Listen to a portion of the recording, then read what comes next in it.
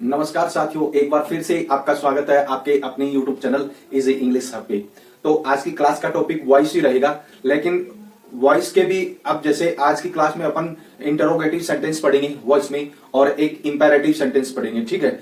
और ये interrogative sentence और इंपेरेटिव सेंटेंस से काफी सारे क्वेश्चन बनते हैं आपके एग्जाम में, और स्पेशली आपके हाई कोर्ट 4th ग्रेड में तो पूछेंगे ही पूछेंगे, ठीक है ना। सिंपल सेंटेंस तो हर कोई कर लेता है और क्योंकि उसमें 5 रूल काम आते हैं, लेकिन ये जो इंपेरेटिव सेंटेंस और इंटरोगेटिव सेंटेंस की पैसिव वॉइस है वो थोड़ी सी ज्यादा टिपिकल होती है, ठीक है। इसलिए मैं ये जो क्लास है वो मतलब इसका वॉइस का मैं तीसरा पार्ट इसीलिए दे रहा हूं, ठीक है। हो सकता है कि एक और पार्ट आए, ठीक है।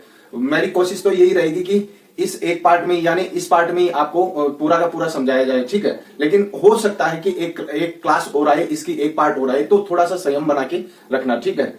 और इससे पहले मैंने वॉइस की दो पार्ट दे दिए। अगर वो पार्ट्स नहीं देखे हैं, वो क्लासेस आप लोगों ने नहीं देखी है, और टेंस की भी मैंने क्लासेस दी है। अगर वो क्लासेस नहीं देखी आप लोगों ने तो आप लोगों ने बहुत कुछ मिस कर दिया, ठीक है। पहले जाकर वो क्लासेस देखो और उसके बाद में इस क्लास पे आना, ठीक है। डायरेक्ट इस क्लास पे आओगे तो आपको कुछ नहीं समझ में आएगा, ठीक है। सीक्वेंस वाइज चलना है अपन को, ठीक है ना। इससे पहले मैं एक और बात कहना चाह रहा हूं कि अगर आपको ये क्लास अच्छी लगे, ठीक है, अगर ये आपको क्लास अच्छी लगे तो एक लाइक जरूर कर देना। अगर आप चैनल पे नए हो तो सब्सक्राइब जरूर कर लेना, साथ ही साथ बेल आइकन को जरूर प्रेस कर लेना, ताकि आगे आने वाली क्लासेस की नोटिफिकेशन आपको मिलती रहे। तो चलो फटाफट से अपन क्लास स्टार्ट करते हैं। Let's start the class without delay. अब देखना क्या कि वॉइस में अपन इंटरोगेटिव सेंटेंस पढ़ेंगे, ठीक है। अब देखो इंटरोगेटिव सेंटेंस को कैसे अपन जानेंगे। पहले तो ये एक चीज बताऊं मुझे, इंटरोगेटिव सेंटेंस जब अपन पढ़ते हैं, यानी मैंने आप लोगों को टेंस में भी बताया था इंटरोगेटिव सेंटेंस कितने टाइप के होते हैं, 2 टाइप के इंटरोगेटिव सेंटेंस होते हैं, ठीक है। ये मैंने बताया था, ठीक। अगर वो क्लास नहीं देखी है तो पहले आप उन क्लासेस को देखना, ठीक है। डायरेक्ट इस क्लास में मत आना, ठीक। अब देखना, अब वॉइस में जब इंटरोगेटिव सेंटेंस की जब पैसिव वॉइस बनाते हैं, ठीक है, यानी इंटरोगेटिव सेंटेंस की जब पैसिव वॉइस बनाते हैं तो क्या करते हैं, देखना कि इंटरोगेटिव सेंटेंस की पैसिव वॉइस है ना। इंटरोगेटिव सेंटेंस की पैसिव वॉइस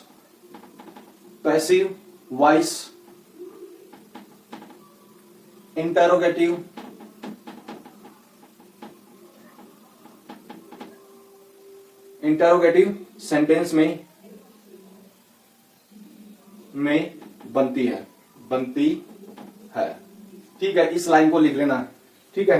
पहले आप लोग इसको लिखोगे, ठीक है, उसके बाद में इस लाइन को लिखना है। इंटरोगेटिव सेंटेंस की पैसिव वॉइस इंटरोगेटिव सेंटेंस में ही बनती है, ठीक है। अब देखना इसकी ट्रिक क्या बनेगी। अब देखना ट्रिक है वो, मतलब इंटरोगेटिव सेंटेंस की पैसिव वॉइस है वो इंटरोगेटिव सेंटेंस में बनेगी।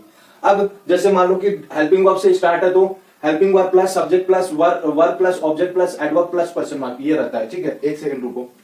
उसके बाद में यहां देखना हेल्पिंग वर्ब प्लस सब्जेक्ट कौन सा आएगा, जब ऑब्जेक्ट को सब्जेक्ट बनाएंगे ना वो सब्जेक्ट आएगा। समझ में आ गई चीज, ऑब्जेक्ट को सब्जेक्ट बनाएंगे वो सब्जेक्ट आएगा। तो यहां मैं थोड़ा सा लिख देता हूं ऑब्जेक्ट, ठीक है, ताकि आप लोगों को समझ में आ जाए। फिर वर्ब है, फिर क्या है ये, है ना। फिर देखो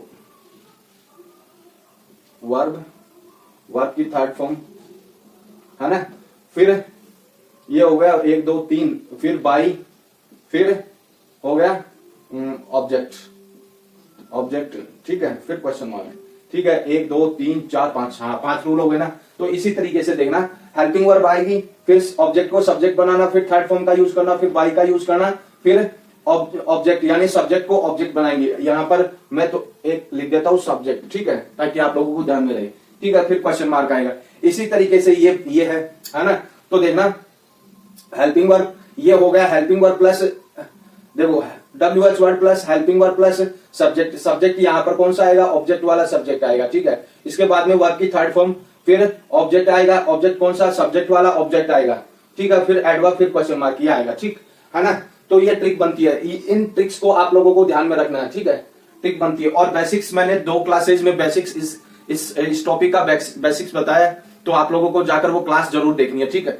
अब देखना एग्जाम्पल देखना, do the boys play cricket, ये है तो अब देखना यहाँ क्रिकेट क्या है, क्रिकेट ये ऑब्जेक्ट है इसका, तो इस क्रिकेट यानी कहने का मतलब ये तुम लोगों ने लिख लिया क्या? एक बार स्क्रीनशॉट लो फटाफट, ले लिया स्क्रीनशॉट। अब देखना क्या होता है कि अब देखो जब भी अपन हेल्पिंग वर्ब से स्टार्ट यानी हेल्पिंग वर्ब से पैसिव वॉइस बनाएंगे तो उसकी पैसिव वॉइस है हेल्पिंग वर्ब से ही बनेगी, यानी हेल्पिंग वर्ब से ही बनेगी, यानी ये एक्टिव वॉइस है, इसकी पैसिव वॉइस है वो हेल्पिंग वर्ब से ही स्टार्ट होगी। समझ में आ गई चीज? यानी देखना ये हेल्पिंग वर्ब से स्टार्ट है। अब देखो इसको इस तरीके से नहीं समझोगे आप लोग, मैं ऊपर लिख देता हूं, देखो do the boys play cricket, ये है। तो हेल्पिंग, इतना ध्यान रख लेना, हेल्पिंग वर्ब से स्टार्ट सेंटेंस की पैसिव वॉइस है वो हेल्पिंग वर्ब से स्टार्ट होगी, ठीक है, इतना ध्यान रख लेना। यानी इंटरोगेटिव सेंटेंस की पैसिव वॉइस है वो इंटरोगेटिव सेंटेंस में बनेगी। अब देखना ये क्रिकेट है, क्रिकेट इसका ऑब्जेक्ट है तो क्या आएगा? इज आएगा, ठीक है। आप लोगों ने ट्रिक में यानी टेंस के अकॉर्डिंग पढ़ा ना, टेंस के अकॉर्डिंग पढ़े हैं, अगर वो क्लासेस नहीं देखी है तो देखना, ठीक है ना। तो इस क्रिकेट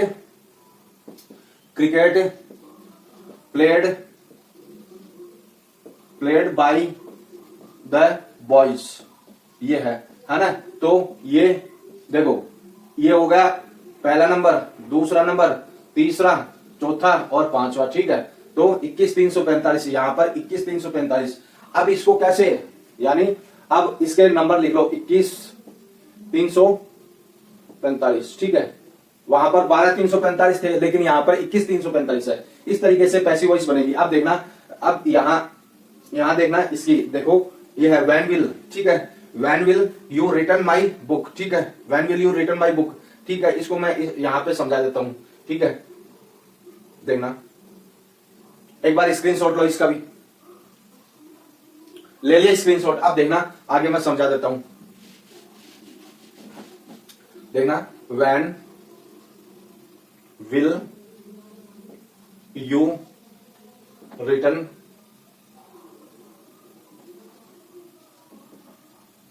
माई बुक, ये है, ठीक है। अब विल का यूज हुआ है, किसका मतलब बी का यूज होगा, बी प्लस थर्ड फॉर्म का यूज होगा, ठीक है। इस चीज को ध्यान रखना है। यानी फ्यूचर टेंस है, फ्यूचर टेंस में है तो फ्यूचर टेंस में will be, shall be plus third form का यूज होता है। टेंस के अकॉर्डिंग मैंने आप लोगों को बताया भी था, ठीक है। अब देखना, अब जैसे मान लो कि व्हेन विल, यानी माई बुक, ये इसका ऑब्जेक्ट है तो माई बुक बी, है ना, रिटर्न बाय यू, ठीक है। ये ऐसे इसकी पैसिव वॉइस ऐसे बनेगी, ठीक है। तो इस तरीके से आप लोगों को समझना है ना। तो एक बार आप लोग एक दो बार देखोगे तो पढ़ोगे तो आप लोगों को याद हो जाएगा, और ये ट्रिक याद कर लेना भाई, ठीक है ना। तो एक बार स्क्रीनशॉट लो, इसका ले लिया स्क्रीनशॉट। अब देखना मतलब आगे है हु या हुम से स्टार्ट होने वाले सेंटेंस, ठीक है, हु या हुम से स्टार्ट होने वाले सेंटेंस। अब देखना मतलब आपको क्या, इंटरोगेटिव सेंटेंस का ये हिस्सा है, लेकिन इसको मैंने सेपरेट करके रखा है। क्यों?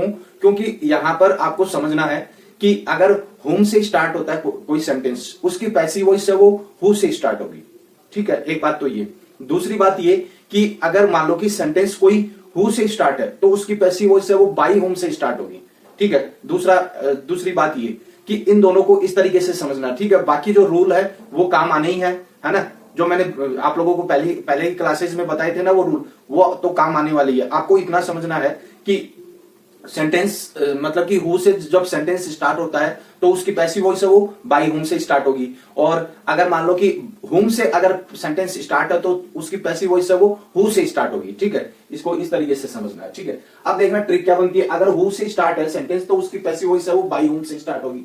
अब जैसे मान लो कि हु ब्रोक दिस कप, ये है हु ब्रोक दिस कप, तो यानी इसकी पैसिव वॉइस है वो बाय हुम से स्टार्ट होगी, by whom was this cup broken, ठीक है। वर्ब की थर्ड फॉर्म का यूज अपन को यहाँ पे करना ही है, ठीक है। अब हुम से अगर पैसिव वॉइस एक्टिव वॉइस है तो उसकी पैसिव वॉइस है वो हु से स्टार्ट होगी, ठीक है। अब देखना whom do you like most, ये है, तो इसकी पैसिव वॉइस है वो कैसे बनेगी, who is liked, वर्ब की थर्ड फॉर्म है most by you, ठीक है। तो वर्ब देखो ये सेकंड नंबर, थर्ड नंबर, ठीक है, और 5, ठीक है। यानी ये 23-45 का नियम यहाँ पे लगेगा, ठीक है।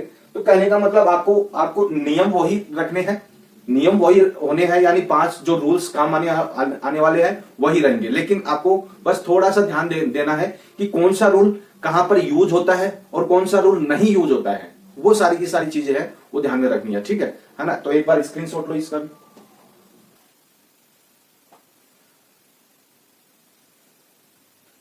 ले लिए स्क्रीनशॉट। अब देखना इंपेरेटिव सेंटेंस, इंपेरेटिव सेंटेंस को कैसे अपन पढ़ेंगे कि इंपेरेटिव सेंटेंस है या तो आज्ञा सूचक रहते हैं या फिर प्रार्थना सूचक वाक्य रहते हैं, ठीक। अब देखना कि ये वर्ब की फर्स्ट फॉर्म से स्टार्ट होते हैं, डू नॉट, डू या डू नॉट से स्टार्ट होते हैं, लेट से स्टार्ट होते हैं, ठीक है। अब इसकी पैसिव वॉइस है वो कैसे बनेगी, अब देखना अगर वर्ब की फर्स्ट फॉर्म से स्टार्ट है तो इसकी पैसिव वॉइस है वो लेट प्लस बी से बनेगी, यानी लेट से बनेगी। समझ में आ गई चीज, है ना। लेट प्लस बी, यानी देखना कहने का मतलब कि लेट से तो स्टार्ट होगी और वर्ब की थर्ड फॉर्म से पहले बी का यूज होगा, ठीक है। इस तरीके से आप लोगों को ध्यान में रखना। अब देखना आगे, अगर डू नॉट से स्टार्ट है सेंटेंस तो इसकी पैसिव वॉइस है वो लेट नॉट प्लस बी से स्टार्ट होगी, यानी कहने का मतलब कि लेट से स्टार्ट होगी और फिर मतलब ऑब्जेक्ट को सब्जेक्ट बनाएंगे ना, यानी सब्जेक्ट के तुरंत बाद में नोट का यूज होगा, फिर बी का यूज होगा, ठीक है। फिर वर्ब की थर्ड फॉर्म का यूज होगा। इस तरीके से आप लोगों को समझना, ये ट्रिक आप लोगों को बहुत ज्यादा काम आएगी, ठीक। अब देखना कि एग्जांपल देखना, write a letter to your father, यानी इसकी पैसिव वॉइस कैसे बनेगी, let a letter be written to your father, ठीक है। ये इसकी एक्टिव वॉइस है और ये इसकी पैसिव वॉइस है, यानी ये लेट से स्टार्ट होगा पैसिव वॉइस, ठीक है। बी आएगा फिर और वर्ब की थर्ड फॉर्म के पहले बी आएगा, ठीक है। उसके बाद में third form to your father, ऐसे होगा, ठीक है ना। अब डू नॉट से स्टार्ट है, do not play football on the road, ये है तो let football not be played, ठीक है, नॉट बी प्लेड, तो यानी वर्ब की थर्ड फॉर्म के पहले बी का यूज करना पड़ेगा, फिर ऑन द रोड, है ना। तो बी का यूज कहां पर करना पड़ेगा, वर्ब की थर्ड फॉर्म के पहले डू नॉट से स्टार्ट होने वाले सेंटेंस में, ठीक है ना। एक बार स्क्रीनशॉट लो इसका और बताऊं आप लोगों को आगे। ले लिया स्क्रीनशॉट।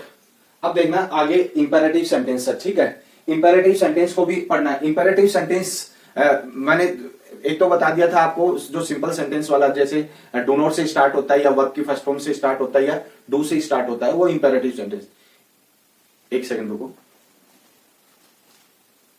और अब जो इंपेरेटिव सेंटेंस है ना, अब जो इंपेरेटिव सेंटेंस है वो प्लीज और काइंडली से स्टार्ट होते हैं, ठीक है। और हम देखना, ठीक है। अब देखना कि देखो इसके ट्रिक क्या बनती है, प्लीज और काइंडली से स्टार्ट होते हैं, subject plus may plus be plus may plus please kindly plus be plus third form plus adverb plus object, ऐसे ये इसकी ट्रिक बनती है, ठीक है। अब देखना, अब जैसे मान लो कि ये सेंटेंस है एक्टिव वॉइस का ना, please give me your pen, ठीक है। यानी यहां देखना ये दो ऑब्जेक्ट है, कौन से, एक तो ये इनडायरेक्ट ऑब्जेक्ट है और एक डायरेक्ट ऑब्जेक्ट है। और मैंने आप लोगों को इसकी लास्ट क्लास में मैंने बताया था, यानी दोनों ऑब्जेक्ट के बारे में मैंने बताया था, ठीक है। अगर वो क्लास नहीं देखी है तो जाकर देखना जरूर, ठीक है। अब देखना, जैसे मान लो कि पहले अपन इनडायरेक्ट ऑब्जेक्ट से बनाते हैं, तो